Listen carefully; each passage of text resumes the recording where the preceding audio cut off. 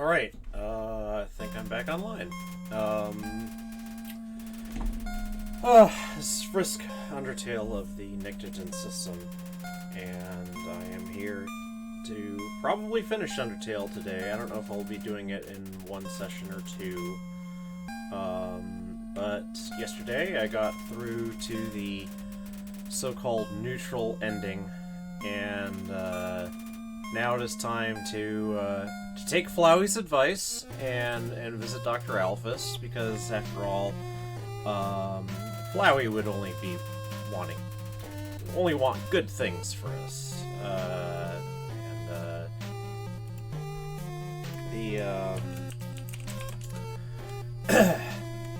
What sort of game they're up to is probably best determined by playing through it. So, I have to do something real quick.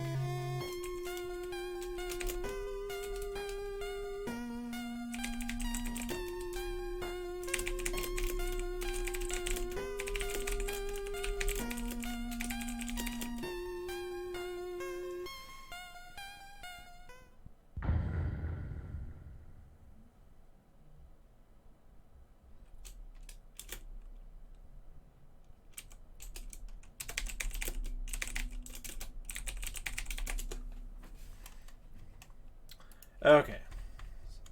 Just quickly, dealing with overlapping responsibilities has not been very good for us. So, you may remember that Flowey said, "Hey, why don't you visit Dr. Alphys?" So we're going to do just that.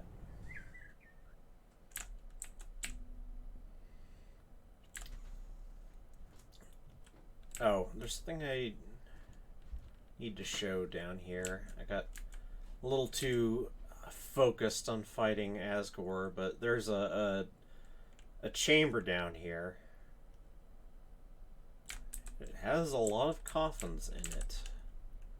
Notice that they are all color-coded. The one nearest to me has got a red heart on it. And it's the name that the player entered. Frisky. Remember, this is actually Chara's Chara's coffin. But empty. And I believe that I think that there's information elsewhere in the game that at least puts forth the speculation that when she left Toriel, when Toriel left Asgore, she took Chara's body with her and buried it in the patch of flowers that you land in at the start of the game.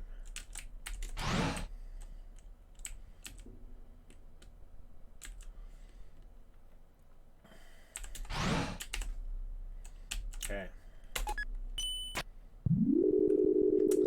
Back through the core.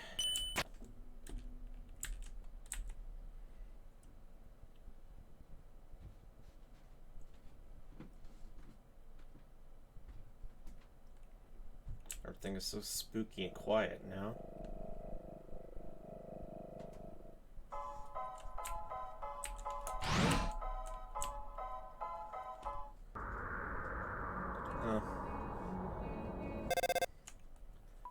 Oh! What's up? Undyne is calling me.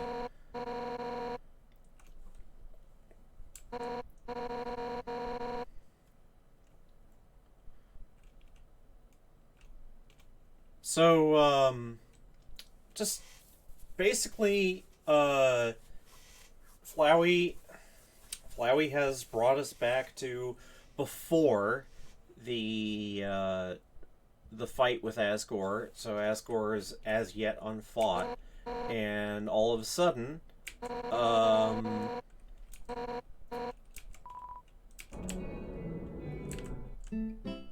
things are a little different, and Undyne is suddenly wanting us to run an errand for her.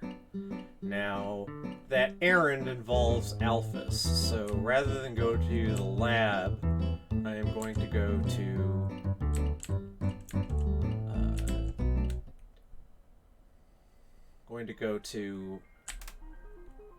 Undyne, to where Undyne is staying, which is not Undyne's house, which you may remember is burned to the ground, but Papyrus's house in Snowden.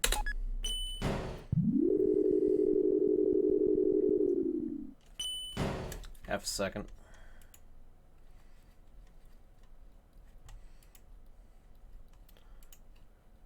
Okay.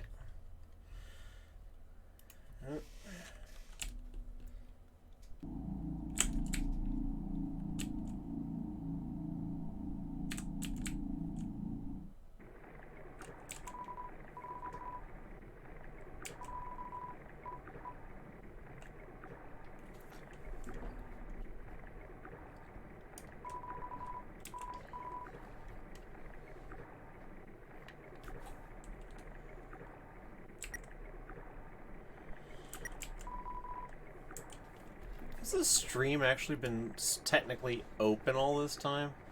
That's unfortunate.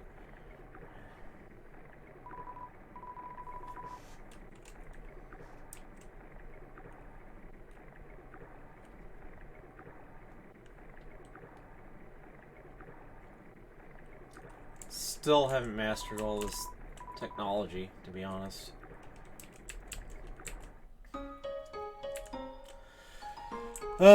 Okay. Nice wolf is still hurling blocks.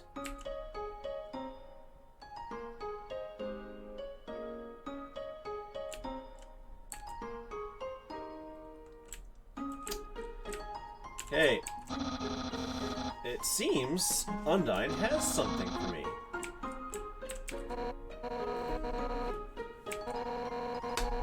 This always is the case, because you're returned back to so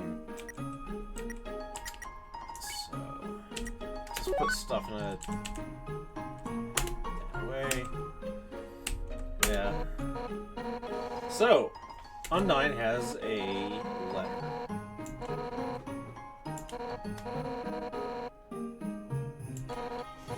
Yeah, it's that kind of letter.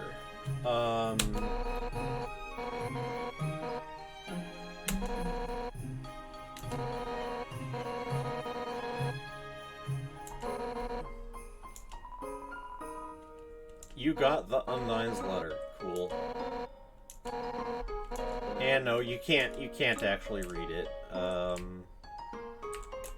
see.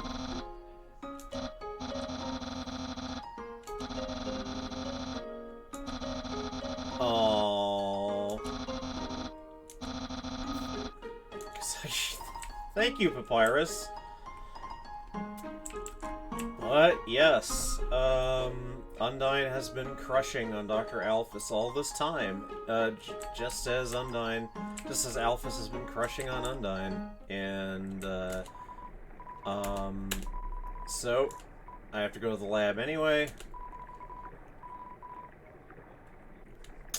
Hotland.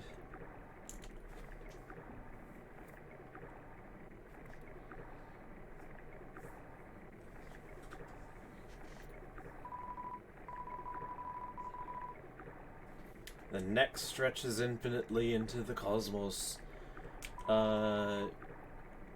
Presumably that's,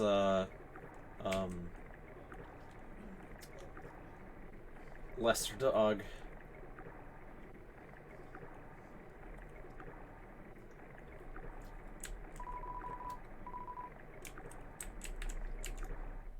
One can never pet Lesser Dog enough. Save, I guess.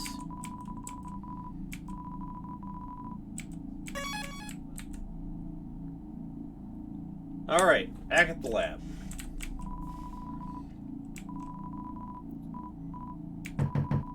Okay.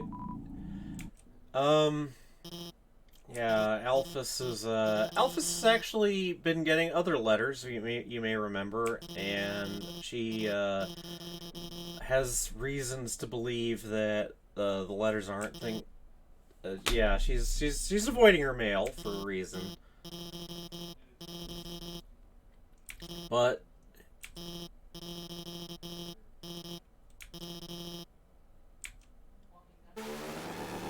she uses some fearsome technology to open Alphys's Undyne's letter.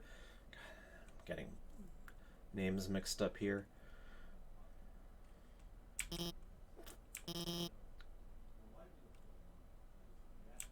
Yeah?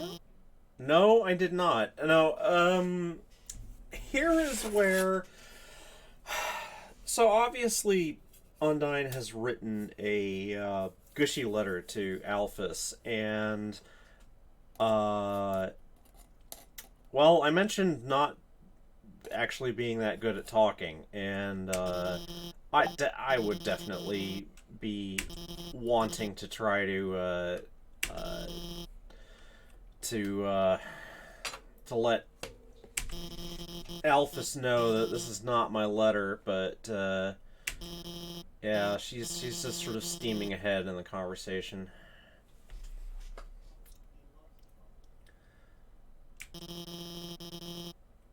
Yeah, notice that she's still a little vague on the gross stuff.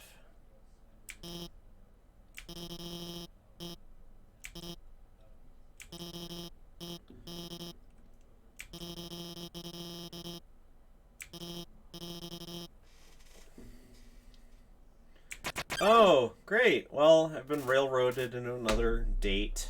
Um...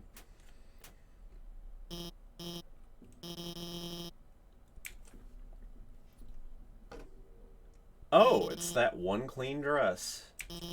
Polka dots. It's nice enough, I suppose. Yeah, and so... plainly, Alphys has just been wanting to do this with Undyne, but... And we're gonna get lots of hints of that. So... Alphys, only knowing about romance from dating games, figures, okay, I'll just up my affection stats here, and I'll give you stuff that only Undyne would want. Stockpiling gifts, like metal armor polish. Gee, why would I want that? I wonder who would want that. Yeah. Yeah. Gee, do you think a fish monster might want that?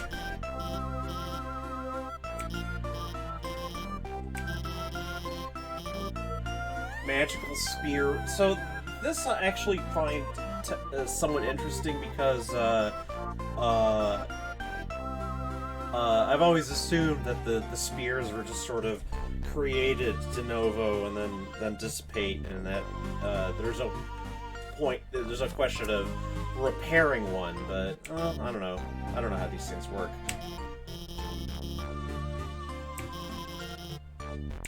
Let's just start this exciting social opportunity.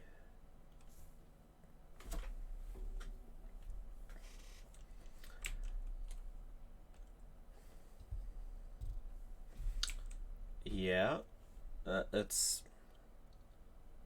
This is...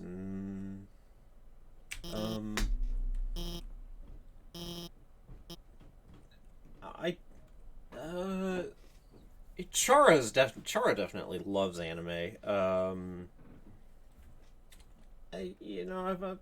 all right.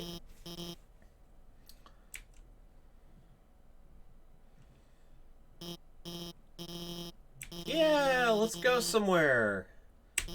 I mean, there's always the MTT Hotel, although I'm guessing that there's one thing that Alphys is not telling you is that she probably doesn't want to be seen in public that much. So, to the garbage dump it is.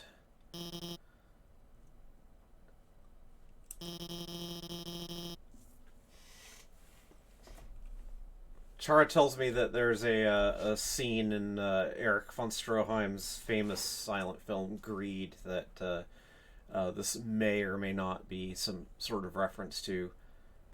Oh look, there's a doggo, and the inevitable bunny. There's lots of bunnies in this game, for some reason.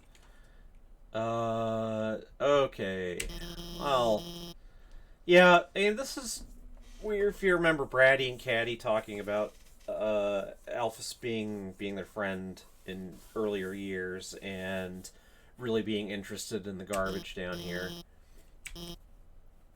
Yeah, you're not. Uh-oh. Yeah, this is backfiring already. Hide.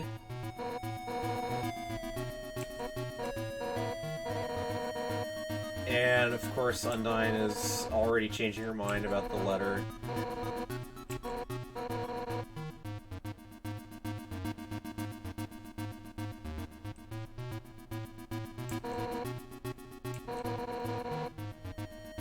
I'm gonna lie about seeing her.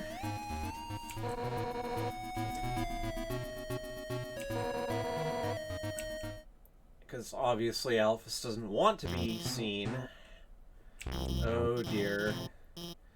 Yes, it is very, very obvious. Well, there's always Asgore. Alphys seems to crush on Asgore as well, although Undyne is definitely her big crush.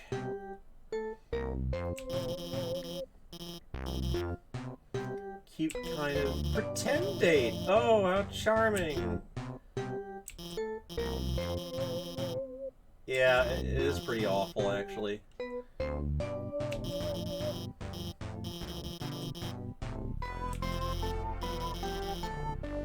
Ugh. Gosh. Goober. I'm not cool. I'm definitely not cool. Strong, funny, confident. And yeah, Alphys definitely has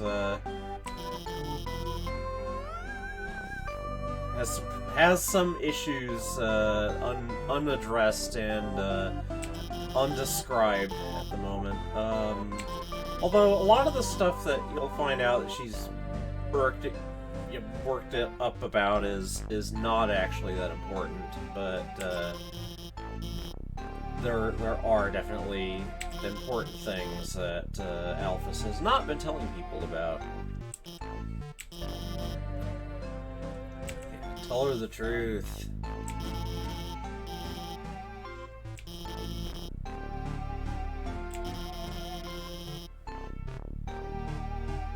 Yeah. Well.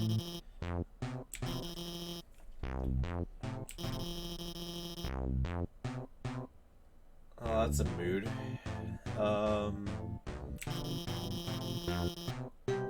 That's also a mood.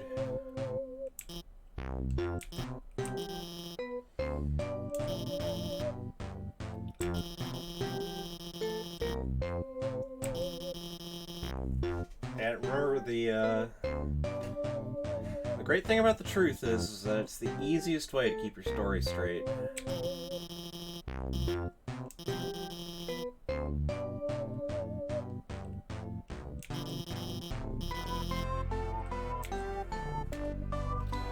Well, let's roleplay, because that's really the only option.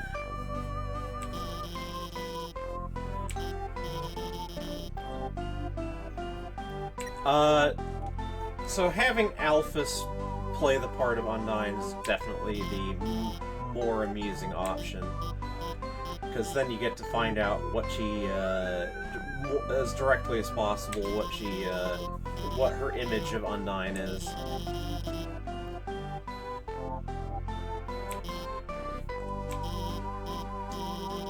Yeah, I don't know how you say that. You look cute today, which I say often, but platonically because I would never like you. Yeah, Alphys is... well, you know, it's just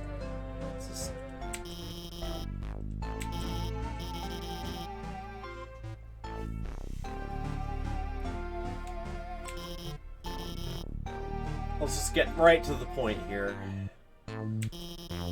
She's a knight, captain of the babies.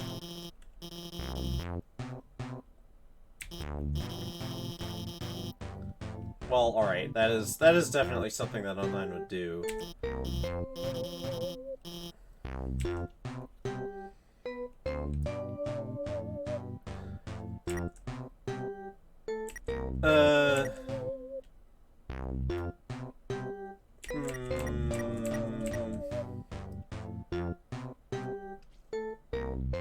Why would I be doing that? Like, why would I be blowing this strange monster a kiss? Well, do it anyway.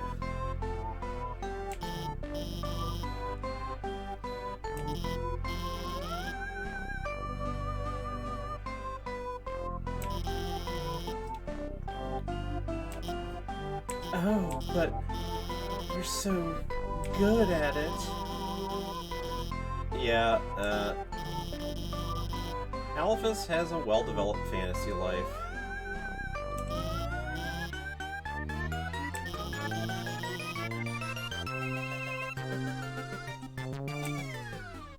Oh no.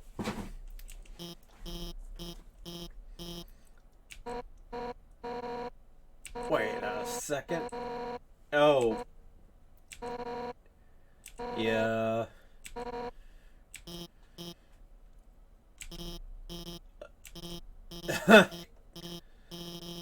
You're not handling this well, Alphys.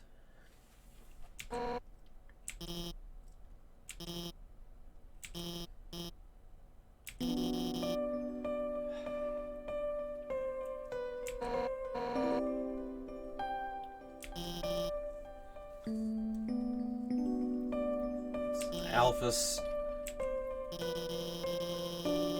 tries to bare her soul. Yep.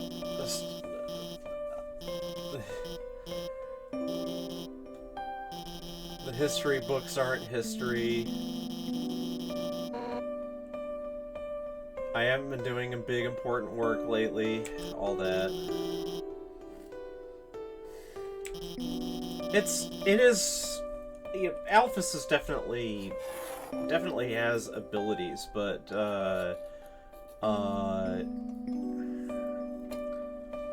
I guess her depression has made her so inactive that she hasn't actually been doing anything other than, you know, eating noodles and watching cartoons and stuff like that. And, well, I know what that feels like.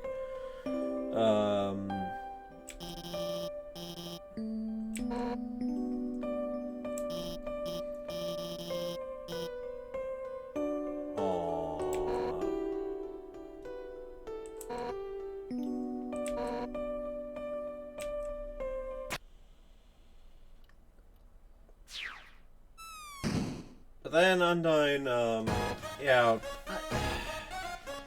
the way that she behaves here is, like, it seems that she's, every time she gets a bit close and,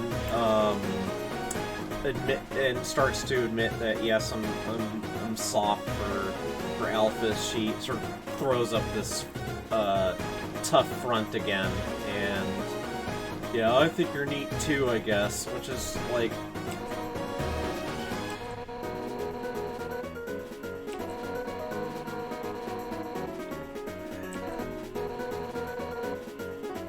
is that really what you think, Undyne? Like, you seem kind of into the nerdy crap, if you ask me, but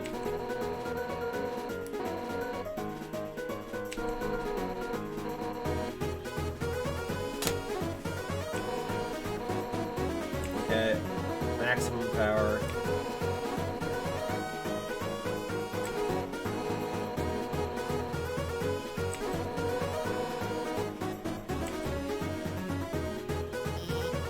Like Undyne, you're not handling this very well either, I will have to say.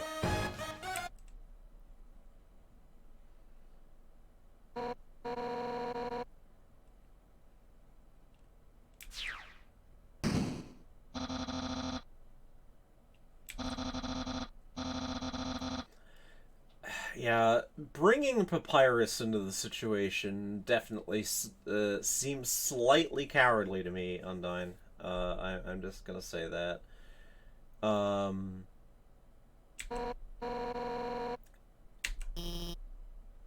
it's like, okay, you're using Papyrus to you're.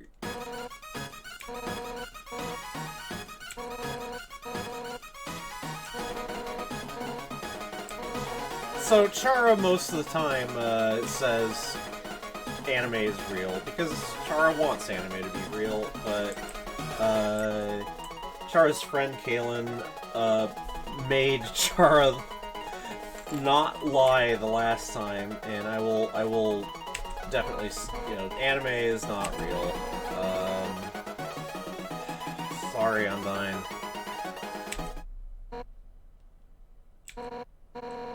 Yeah, you are strong. You could survive this.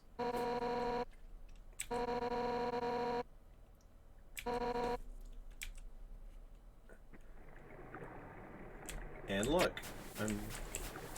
I'm back where Chara fell.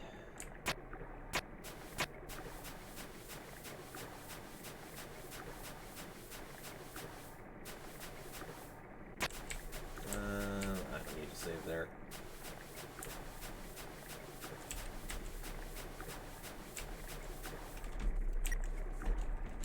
Might as well use the phone. The garbage dump! Yeah, so...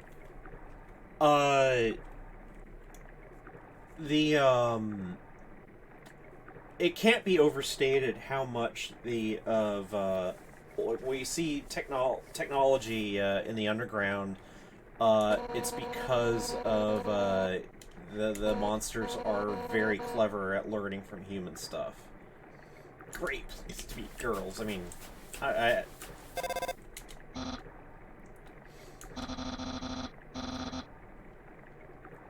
Yep, my good friend who trusts me. Oh, Papyrus.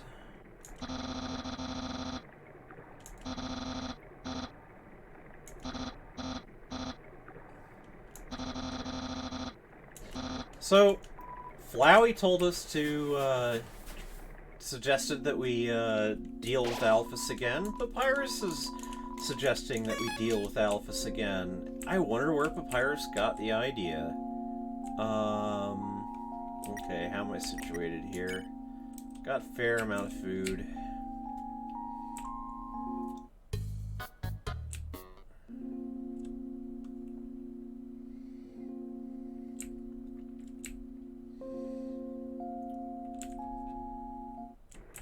I don't think anything's changed yet. Yeah, that's all the same as before.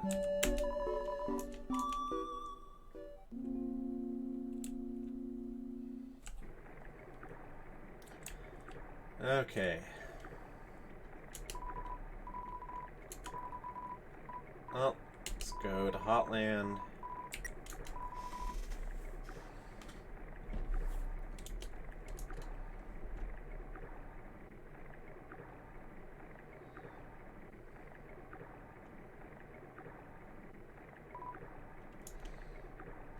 Ah? Did I... Oh, there was something that I was supposed to see there. I missed it.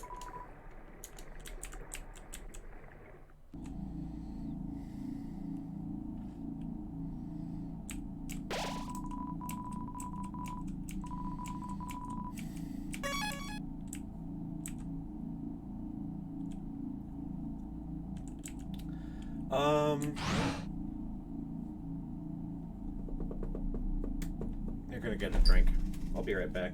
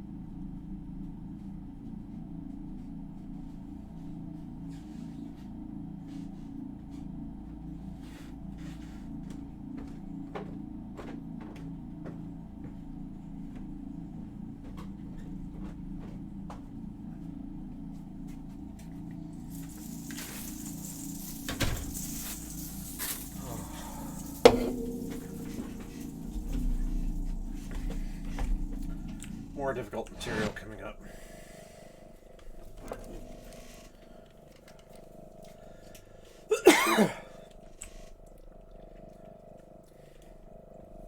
Back in the lab. It's still me.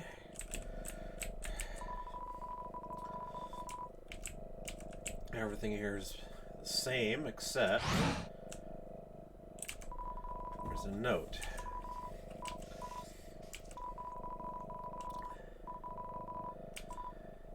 So Alphys is saying, hey, thanks for your help back there. You guys, your support really means a lot to me, but as difficult as it is to say this, you guys alone can't magically make my own problems go away.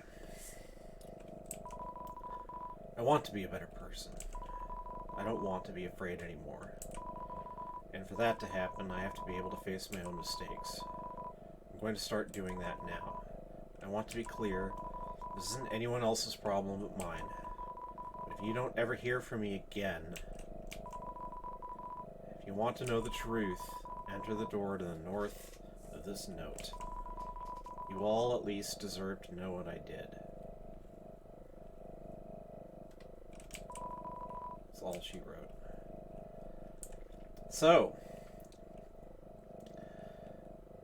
what is Alphys's big secret?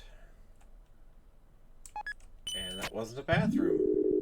That was an elevator. That is just malfunctioning.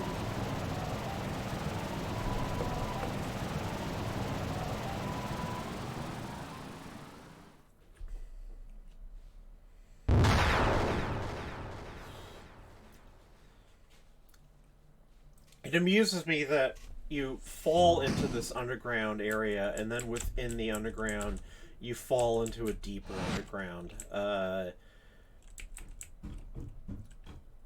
Our Western culture, that ridiculous thing, so conditions us to the idea that there's only one heaven and one hell, but it seems to be truer to say that there are multiple levels. One can sink, and then one can sink further. Or one can rise, and one can rise further.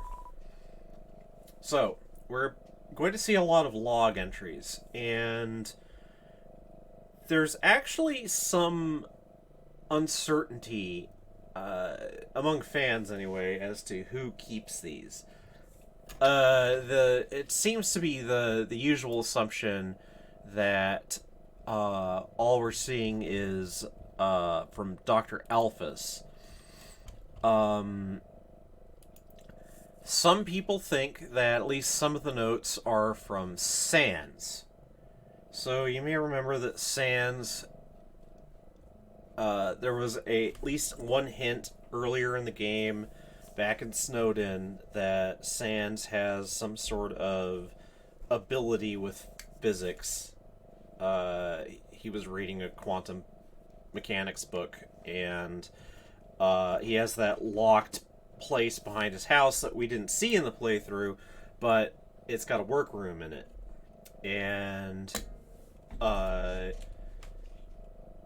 the idea that Sans was actually once employed with the Royal Science Division is a thing.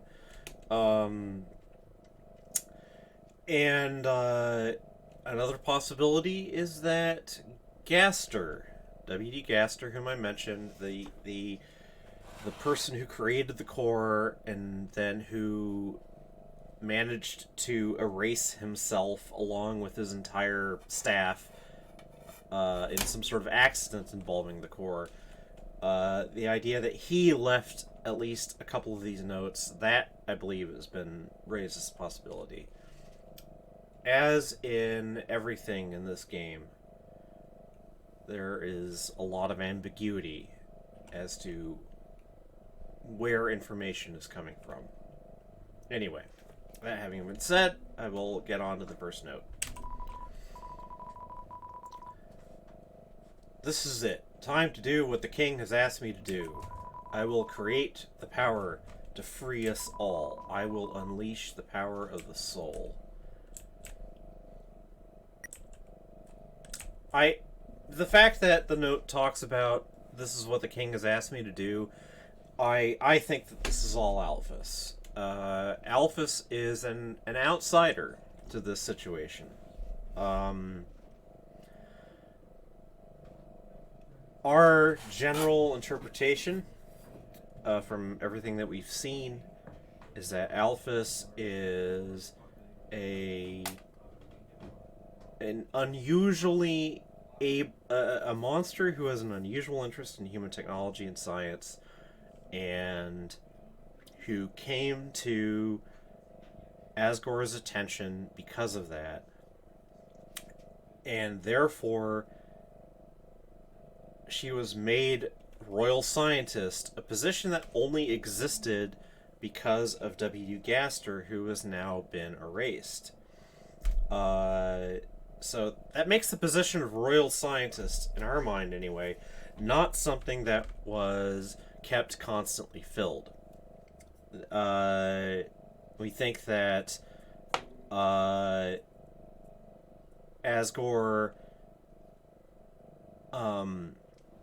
thought of it as just this sort of vacant thing. And then Alphys comes along and is like, hey, you're really clever. You built a robot, Metaton. Not knowing the full story behind that.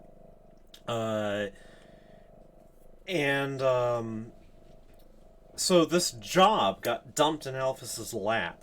Yeah, you're going to do soul research. You're going to get us through the barrier. But this is not something that Alphys actually knows that much about. She knows science from what's fallen down from above. She's someone who goes through garbage and learns what she can about human science and technology. And human science and technology ain't talking about souls. But, you know, she's going to try her best to use what tools she has to understand this whole business. The barrier is locked by soul power. Unfortunately, this power cannot be recreated artificially. Soul power can only be derived from what was once living. So,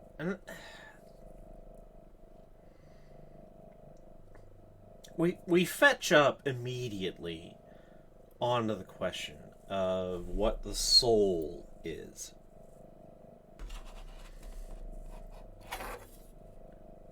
And there's been no end of debate as to whether the soul is something that even exists or not. Chara, who has more specific education in science than I do, who knows these things better,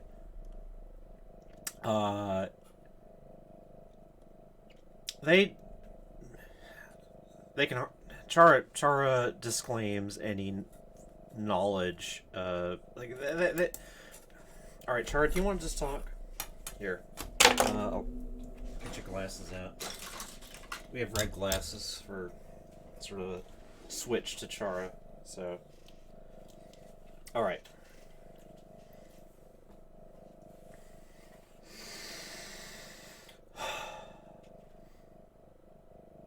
All right.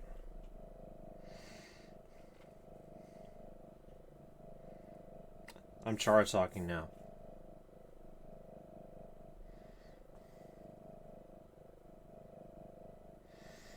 I've been fortunate enough to inherit the information of someone who has been educated in the sciences and who has been passionate for the sciences. I'm a science nerd. I'm a science nerd, and this is something that I want to know every little bit about all of this stuff. And from everything that I have gathered, I think that an entity like the soul, can be said to exist in the same sense that physics is able to designate that physics, because it is about mathematical modeling based on physical information, on information derived from experiment and observation. Physics can create mathematical models that posit the existence of any number of abstract entities. So, human physics can, for example, treat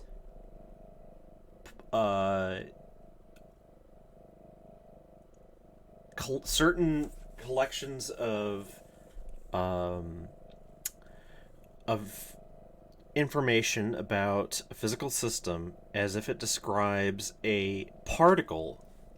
Like, we think of a particle as this little self-contained packet, except that in modern physics, a particle is really a mathematical construct. We can say that a particle exists simply about a certain collection of information in a physical system. In a sense, we have created the idea of a pseudo-particle.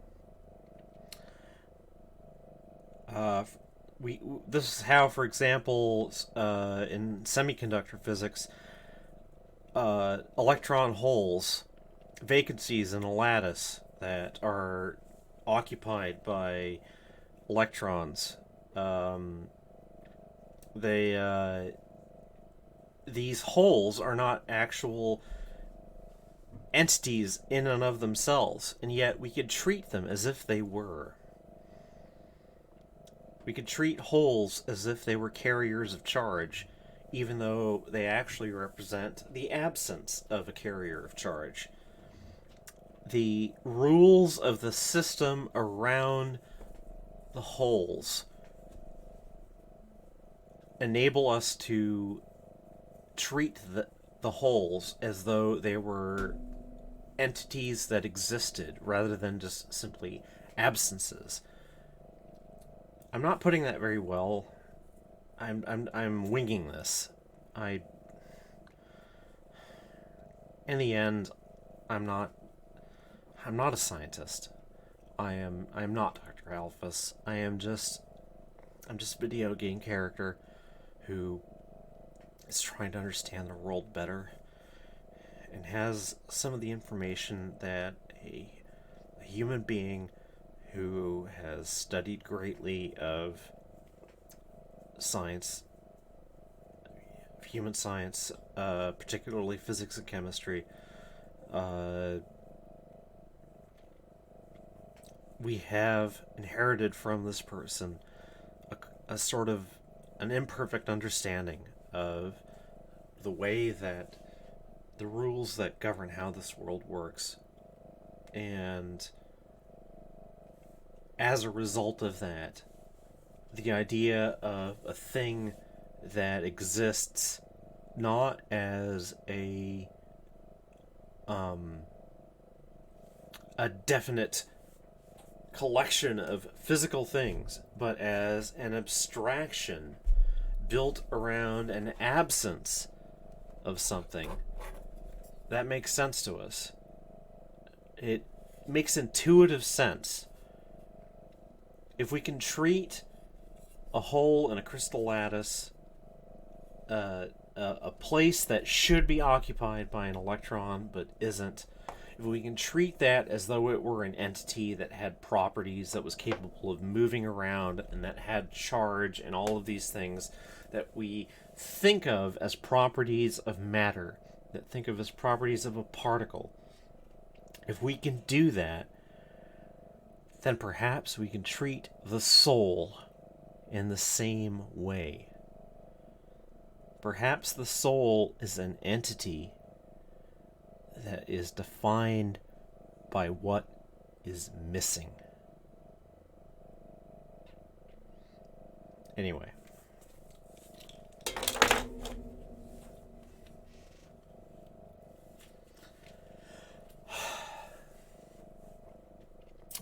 I have my glasses back on.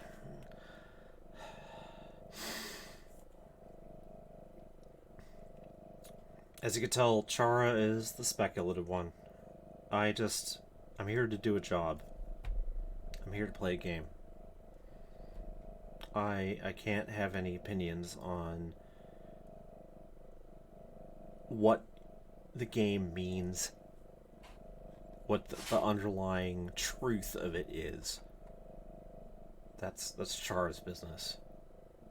And eventually it'll become Azrael's business, because Azrael is in charge of us both. I'll just say that right out. Chara and Frisk, they are entities that exist in this plurality and regard Azrael as a leader. They don't really care whether that is true outside of the plurality, but within the plurality, that's how it works. Anyway. That having been said, I think I've delayed the playthrough long enough, and I will continue. Alright. Let me just get back to... Yeah. I don't know if that quite counts as a dissociative episode. Like, switching to Chara is always a boil with mental activity, as you might imagine. And this whole business about how soul power can only be derived from what was once living it's something that they've given a lot of thought to.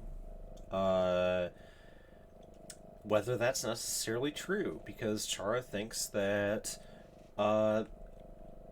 basically there's an old human idea called vitalism. The idea that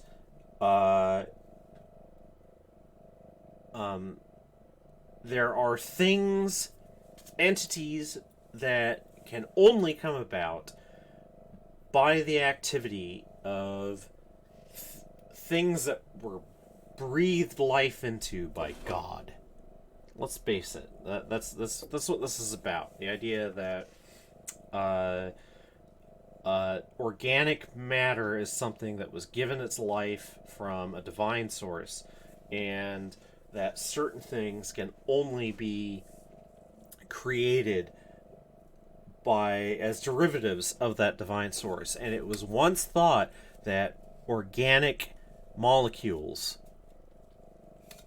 could only come from living things, until it was found, no, you can create organic molecules, things that are created by living things. You can also create them from things that we think of as completely inorganic, from minerals, from the gases of the air.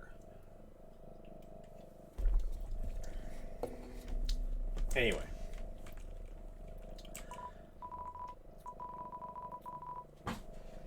Alphys says, well, we don't know exactly what her perspective on all this is.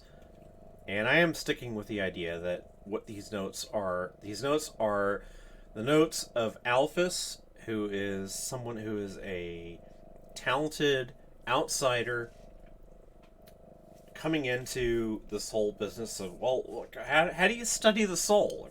What do you even do with that? You just have to make do with what we know works.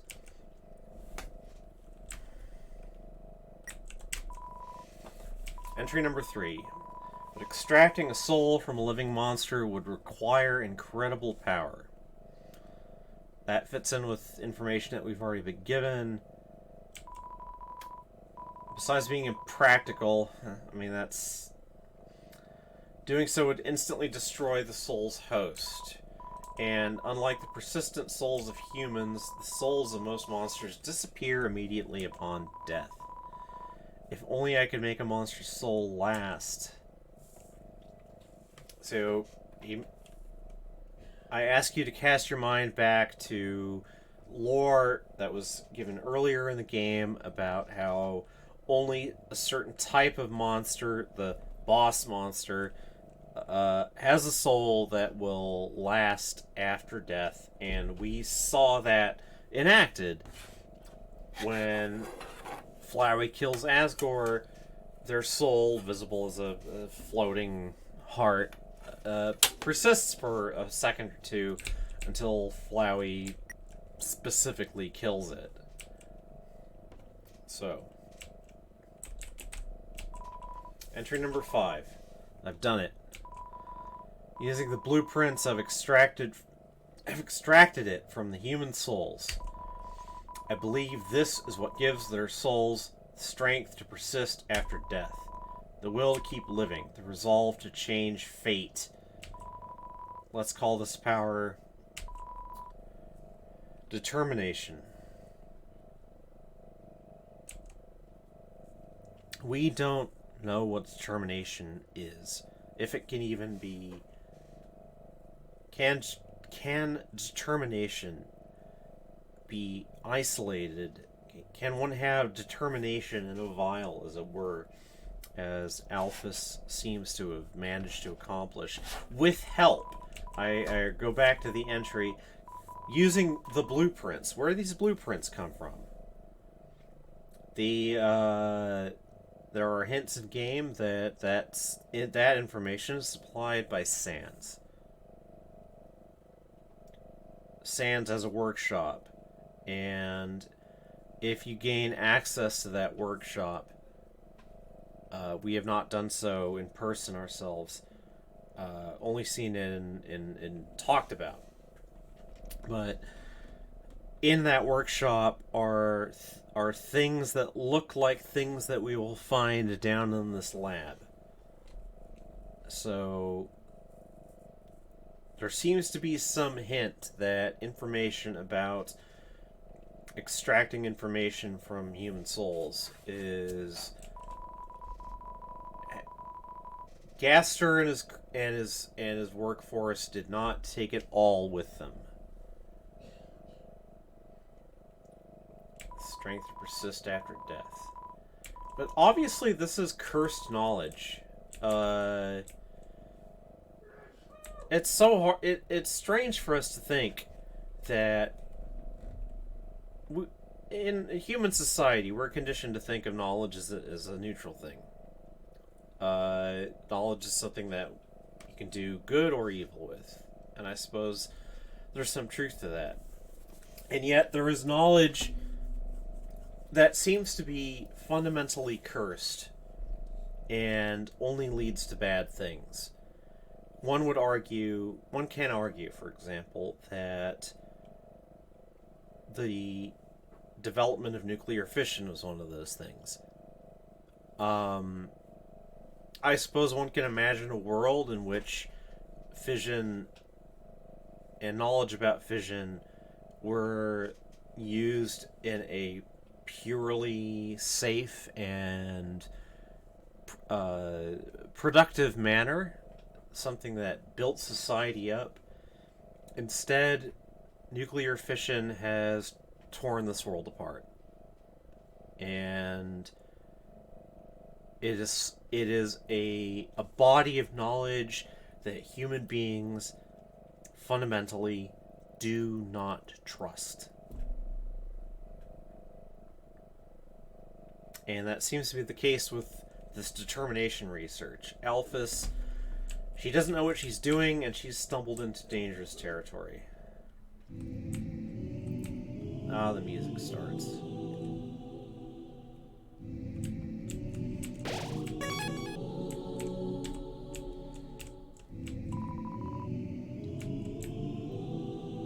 So,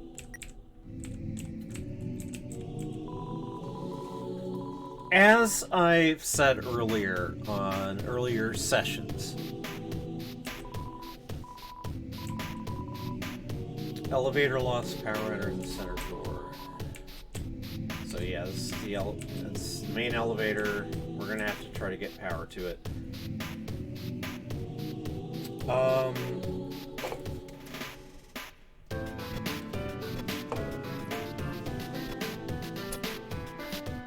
In Chara's time in the underground,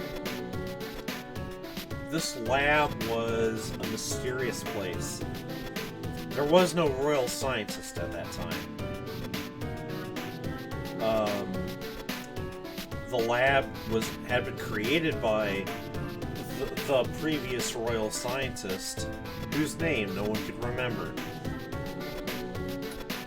And all of this down here in the basement of the upstairs lab,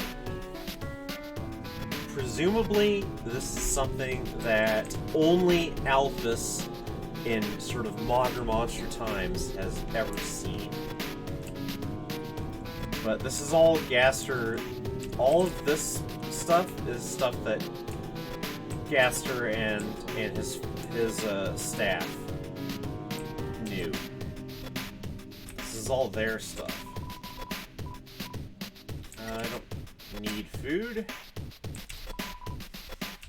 Power room. Alright. So, Doro can't enter.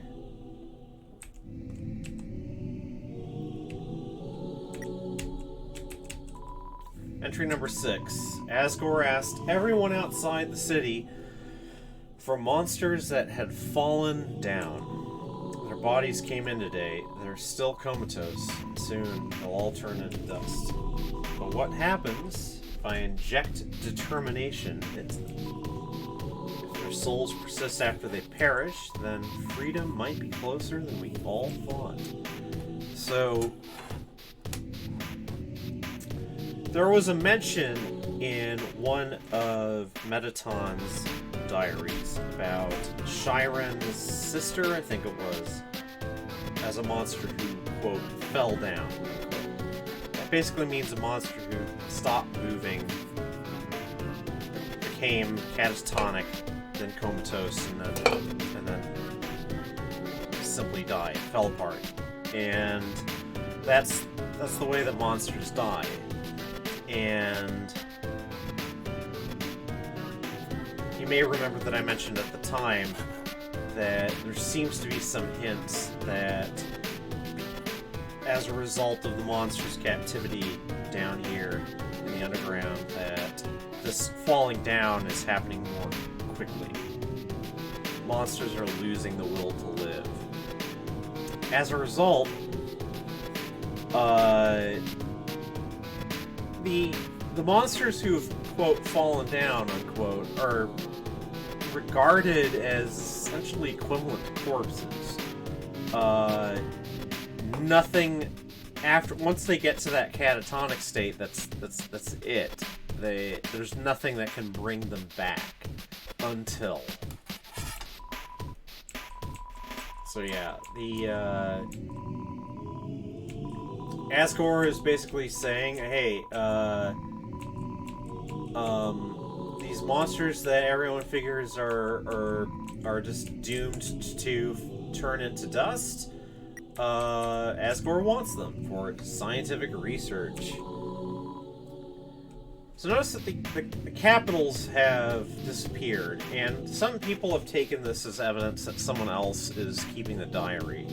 I'm not so sure, because there are diaries that or journal entries that don't have any capitalization, that seem to be clearly from Alphys' perspective.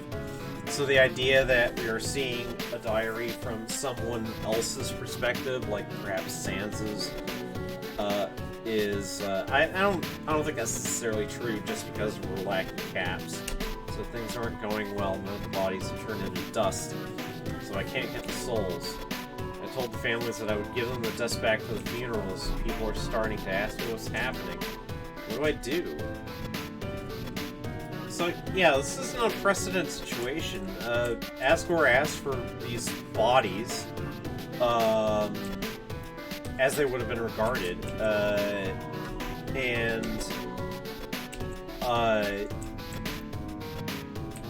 yes, they're bodies, but the expectation is, okay, they're going to turn into dust, and then we'll have a funeral. And, sticky operating table, huh?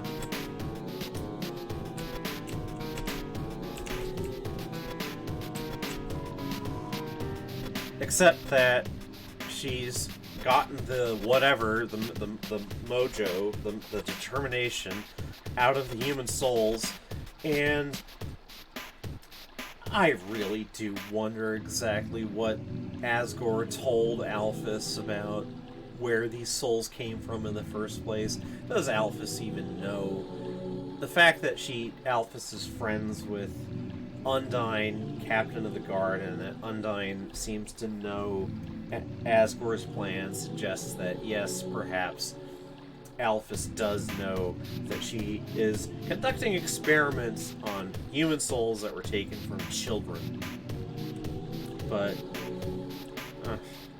it's what it is. On the sink. On the sink. Turn on the sink and...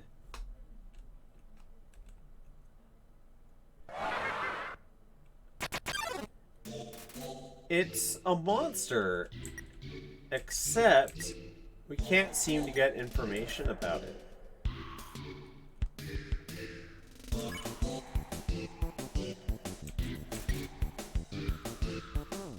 Don't have a name. Try to check. No data available.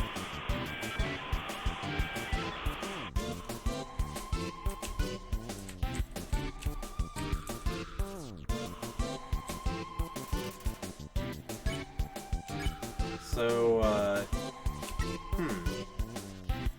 well,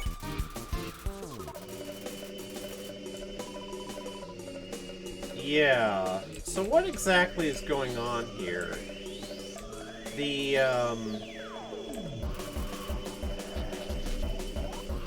to just spill a bit of information that comes later, a bit later in the game, what we've run into is an amalgamate.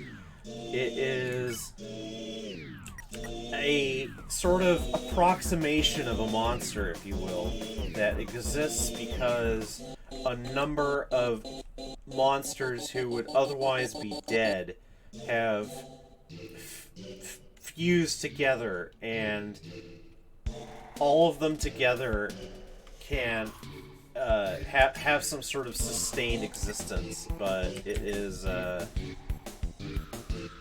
yeah,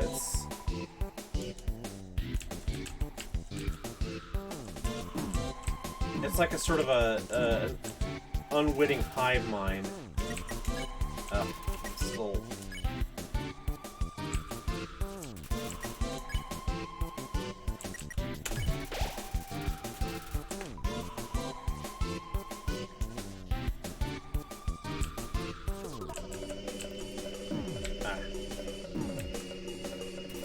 Clear to me what I'm supposed to do. If I join all of them?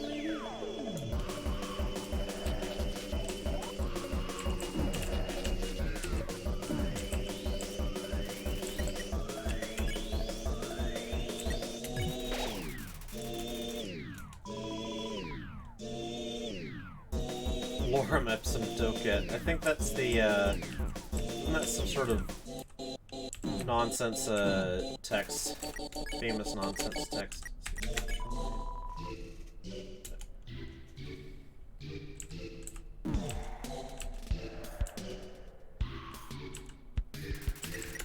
That didn't do anything. Alright, I'll refuse then.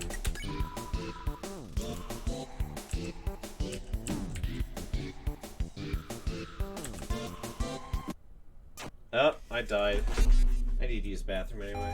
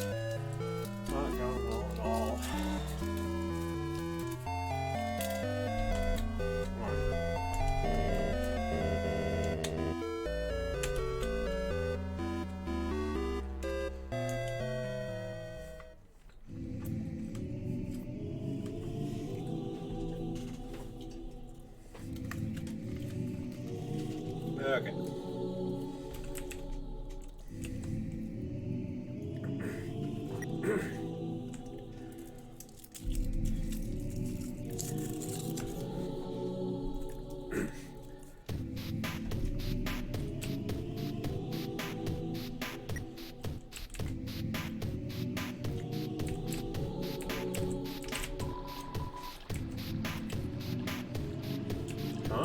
Well, I guess it must just do the third one, no matter what order you do them in.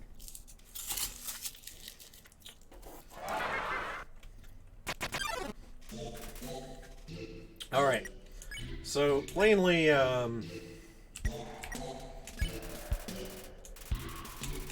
joining them didn't do any good.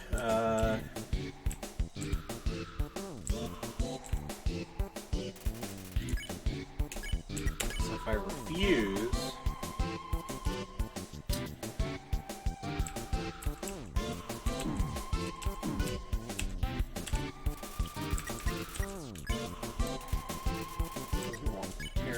Alright. Oh! That was a lot easier than it should have been. Alright. So red key lying in the sink. And there's a red thingy.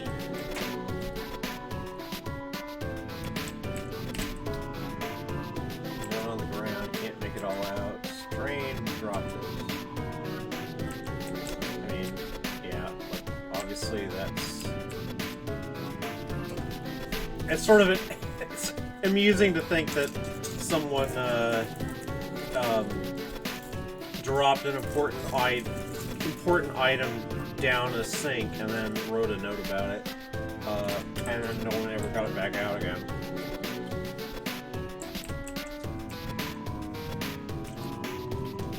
I've seen it before.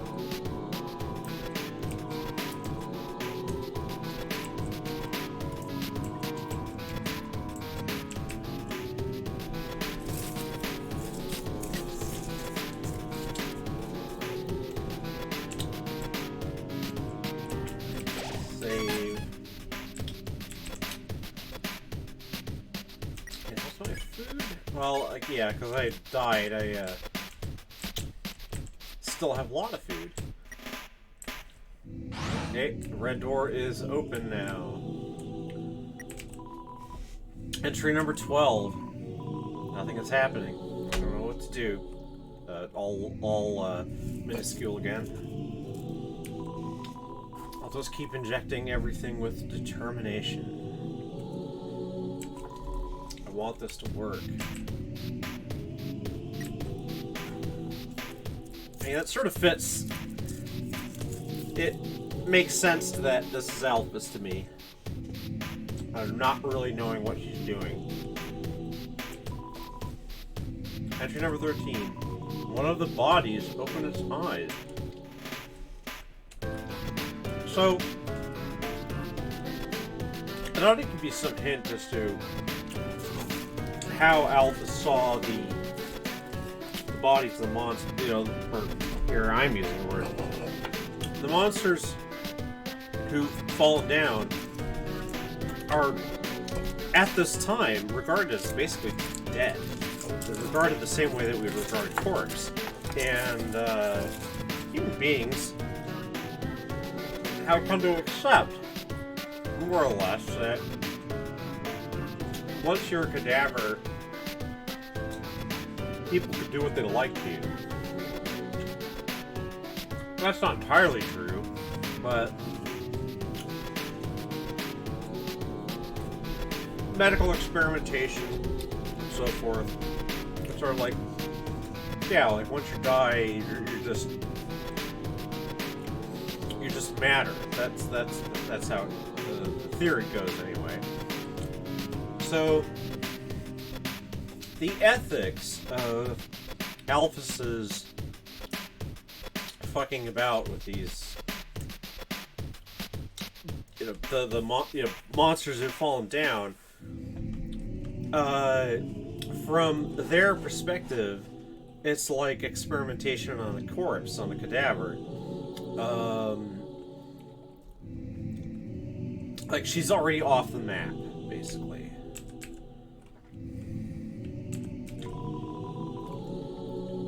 dog food bowl. Remember there's a sack of dog food up in the lab.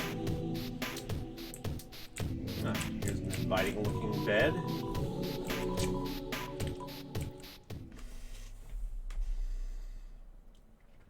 I like sleep. That's probably what I'm going to do after I do this.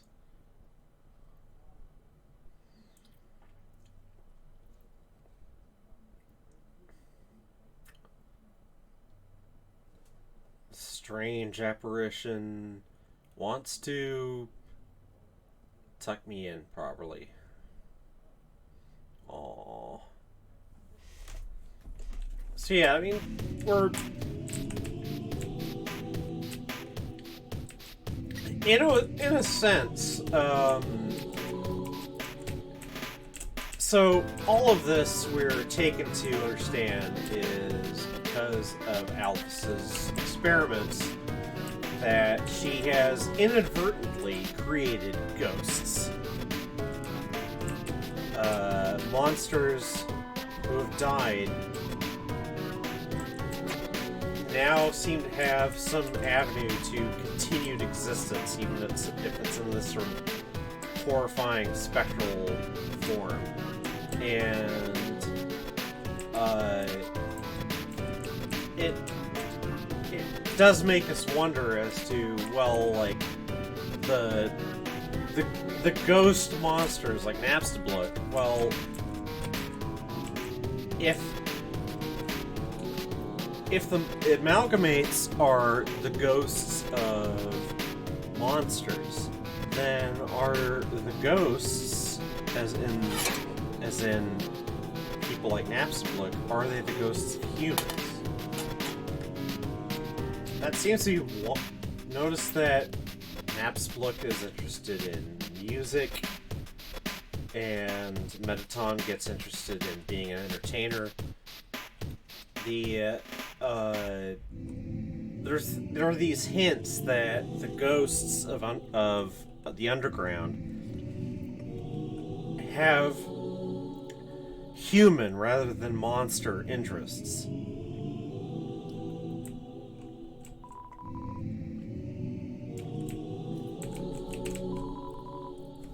Yeah, clock doesn't actually show the time. Entry number 14. Everyone that had fallen down is woken up. We're all walking around, talking like nothing is wrong. I thought they were goners? So, yeah, Alphys has accidentally brought a miracle about. She injected all of these fallen down monsters with determination, and now they're all walking around again. That can't possibly go wrong, right? So there's stuff up there. I'm gonna go here instead. There's a mirror that I can interact with. Entry number 7, so we're kind of jumping around in numbers here. We need a vessel to wield the monster souls when the time comes. After all, a monster cannot absorb the souls of other monsters. Just as a human cannot absorb just as a human cannot absorb a human soul. So then, what about something that's neither human nor monster? So, again, cast your mind back to the lore that we saw in Waterfall. The monsters talked about how if a monster absorbed a human soul, it would turn into this powerful but terrifying creature, and humans could theoretically absorb the soul of a boss monster, but it had never happened, and now it never will. So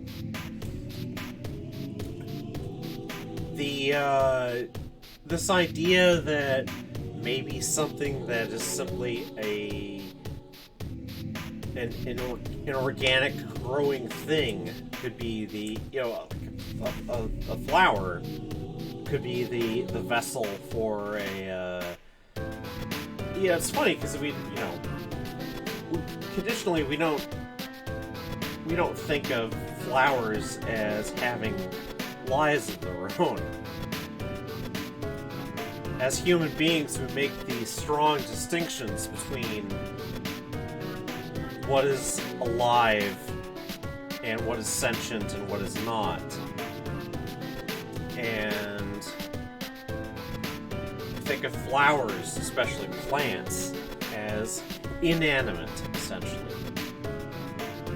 Well, what does that mean exactly? What does inanimate mean? Entry number 10. Experiments on the vessel are a failure. It doesn't seem to be any different from the control cases. Whatever their hassle to work with anyway, the seeds just stick to you and they won't let go. So, golden flowers. So there's something going on here that isn't going to become clear until a little later, and I'm just going to spoil the details here. And that's the following. That we have seen that the underground does have a certain flora. However, the golden flowers are special. The golden flowers were brought back when Chara died and Azrael joined with Chara's soul and went to the surface and then came back and died. They brought back with them seeds from above that then took root and grew. Those are the golden flowers. The flowers are they are uniquely from the surface world.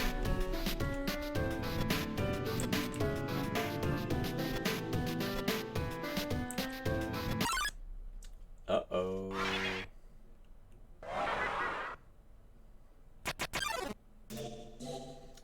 Okay, so the amalgamates are sort of conjoined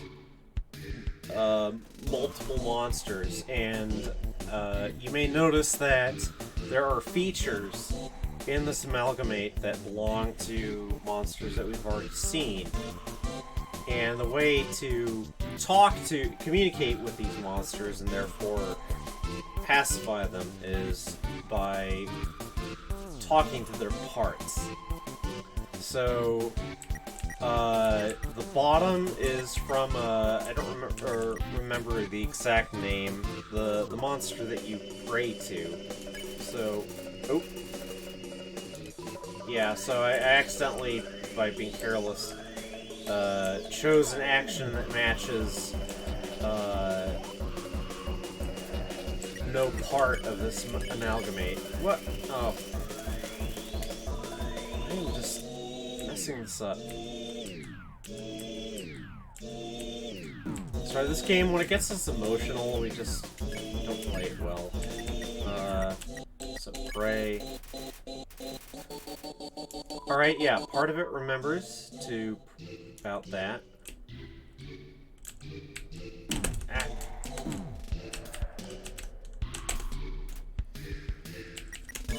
Okay, can't. Alright, I'm hurt, so I'm gonna. Yeah.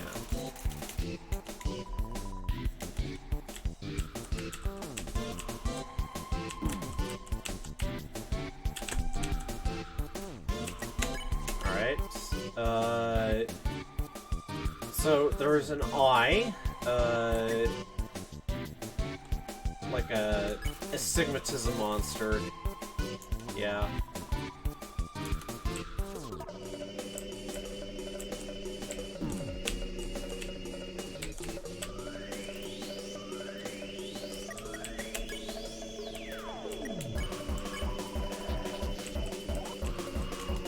Oh, I messed up there.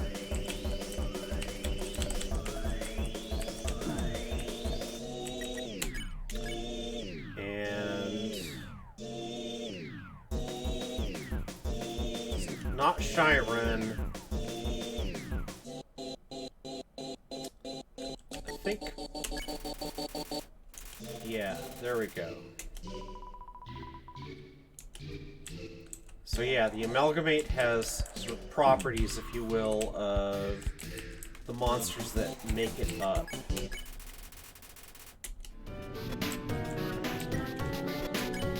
Heal.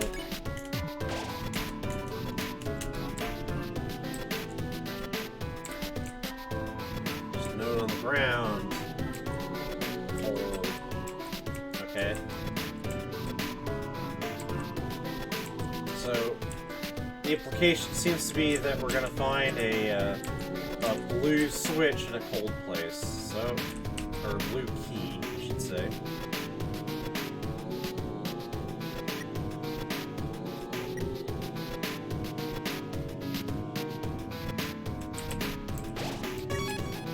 Well,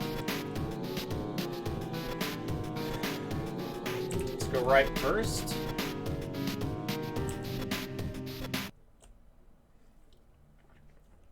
And we're in a misty place. Entry number 11. Now that Metaton's made it big, he never talks to me anymore. So, notice all lowercase, but this must be Alphys talking, because it was Alphys who was the one who proposed Metaton, building Metaton in the first place. And it's just like, he's made it big. Doesn't talk to me except to ask when I'm going to finish his body, but I'm afraid if I finish his body, he won't need me anymore. Then we'll never be friends ever again. And yeah, like, Metaton seems to be using Alphys rather than actually regarding her as a friend. Not to mention, every time I try to work on it, I just get really sweaty. Yeah, well, it's hinted that Alphys is, maybe sort of hoping that, she regards Metaton, or Hapstablook, if you will, the ghost who becomes Metaton, regards that ghost as a friend, and is sort of hoping, well, maybe if I build him the perfect body, he'll fuck me afterwards. So, well, yeah, let's just leave that there. Switch.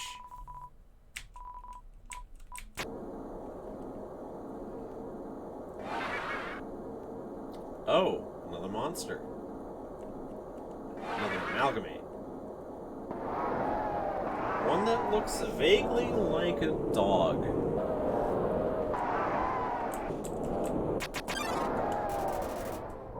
And you'll notice that the sort of shadows underneath the sort of the legs form the shape of dogs, and I take that as a sort of what I was talking about earlier about how the void that something leaves behind can be considered to have an existence of its own.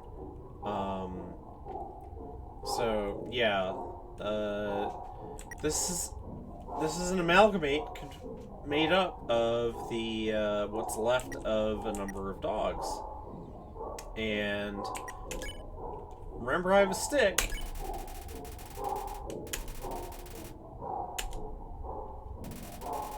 Yep.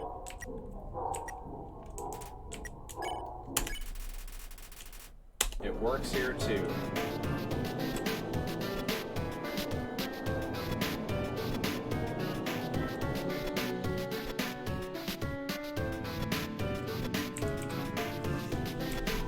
Okay, entry number 15.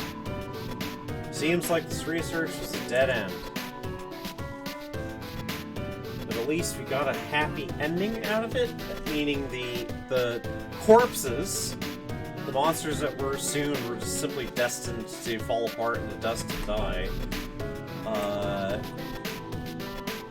are walking around again. Okay, so I'm done with the souls. It's like, Alphys doesn't really want to do this stuff, and I guess I mean, it's not really her area. She's into robotics and stuff. Like, computer science. She's doing work on souls? Yeah, and then Alphys makes a mistake here, which is to tell everyone that she brought back everyone to life and will send them back tomorrow. And then, entry number 16.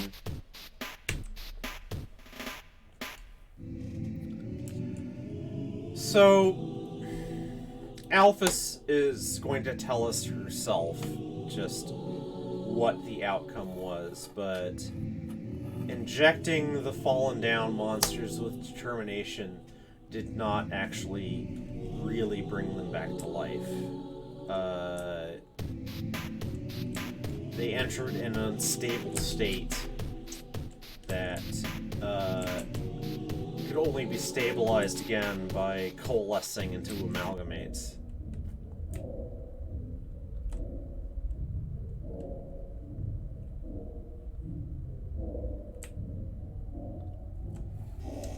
Interesting apparition.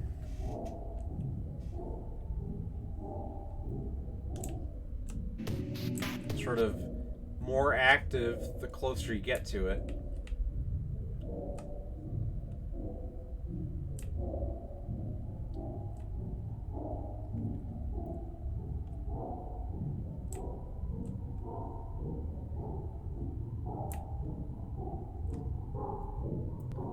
Closer. Closer. Full Kurt. Oh. Okay. There's a certain sense of a collapsing waveform there, in a sense.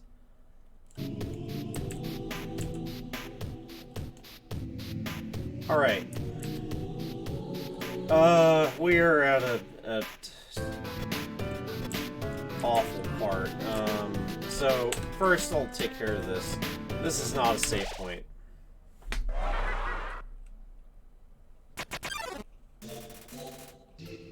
So, it's another amalgamate. Lemon bread. You can kind of tell that there's a mold bug and an Aaron and a Shiren. Shiren's sister, remember, fell down. So...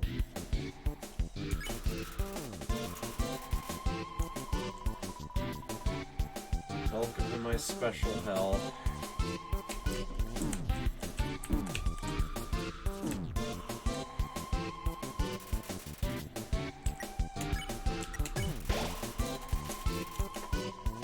But nobody came.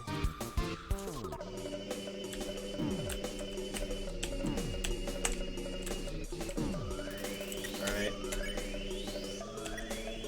So, flex.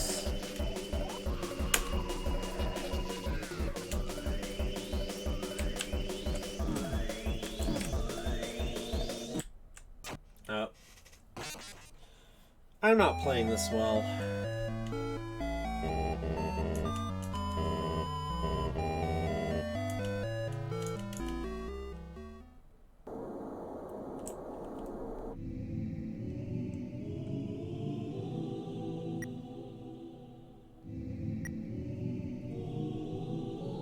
Just walk back. Gotta get this key.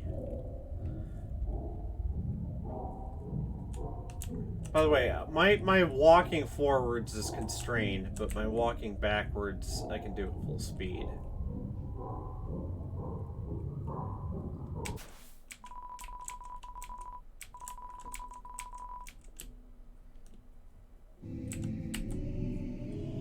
I'm actually going to bail right now.